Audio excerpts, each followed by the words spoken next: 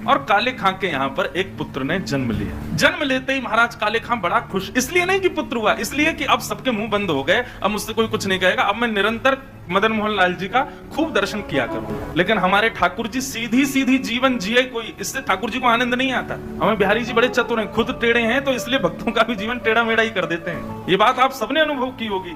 जीवन में अगर 10-15 दिन बड़े खुशी खुशी निकल जाए तो चिंता और बन जाती है, अब पता नहीं क्या होने वाला है। 10 दिन से कुछ हुआ नहीं है मेरे साथ, निश्चित कुछ तो होगा। अब काले खां का पुत्र 8 वर्ष का हो गया, सब आनंदित था। काले खां बड़ा प्रसन्न, अब तो जन्माष्टमी भी मनाता है, राधाष्टमी भी मनाता है, रामनवमी भी मनाता है। घर वालों को नहीं बताता, बस मंदिर में जाके सब उत्सव होते हैं उसमें आनंद करता है। 8 वर्ष का बालक काले खां का यमुना जी के तट पर, नदी के तट पर कहीं खेल रहा था अपने मित्रों के साथ, और एक सर्प ने उसको डस दिया। सर्प के डसते ही महाराज नीला पड़ गया उसका पुत्र, बेहोश होकर गिर गया।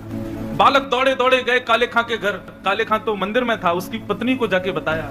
पत्नी रोते रोते मंदिर पहुंची, जाकर के बोली जल्दी चलो, हमारे बेटे को सर्प ने डस दिया है, वो नदी के तट पर बेहोश पड़ा है, मैं जा रही हूं उसके पास, तुम जाओ किसी झाड़ फूंक वाले को लेके आओ, हमारा बेटा मर जाएगा। लेकिन काले खां व्यस्त था ठाकुर जी की श्रृंगार आरती में, श्रृंगार आरती हो रही।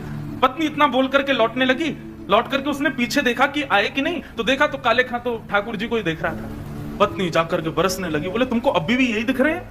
अरे हमारा बेटा मरने वाला है, देरी करोगे, कोई झाड़ फूंक वाला नहीं पहुंचा तो उसकी मृत्यु हो जाएगी। लेकिन काले खां तो अभी भी मदन मोहन जी को ही देख रहे थे। पत्नी ने कहा यदि मेरे पुत्र को कुछ हो गया ना तो फिर देखना मैं क्या करती हूं, तुम्हें और तुम्हारे इस मदन मोहन को दोनों को देखूंगी।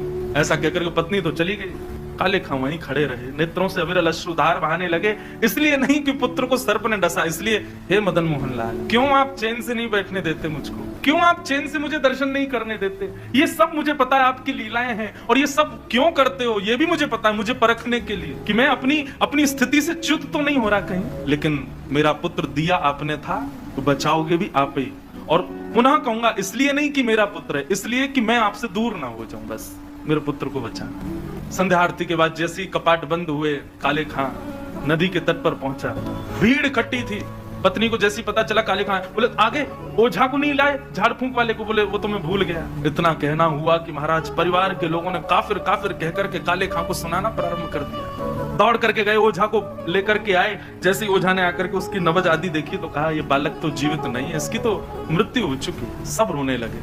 काले खां की पत्नी ने अपने पुत्र को गोद में उठाया और ले गई और मदन मोहन जी के द्वार पर जाकर के अपने पुत्र को रख दिया। बोले बहुत कहते थे मदन मोहन लाल जी ने दिया, मदन मोहन लाल जी ने दिया है, तो ये जीवित करके दिखाएं इसको अब। और यदि ये जीवित नहीं हुआ, खुद भी मर जाऊंगी, तुमको भी मार दूंगी और पूरे परिवार को नष्ट कर दूंगी इन्हीं की दहली पर।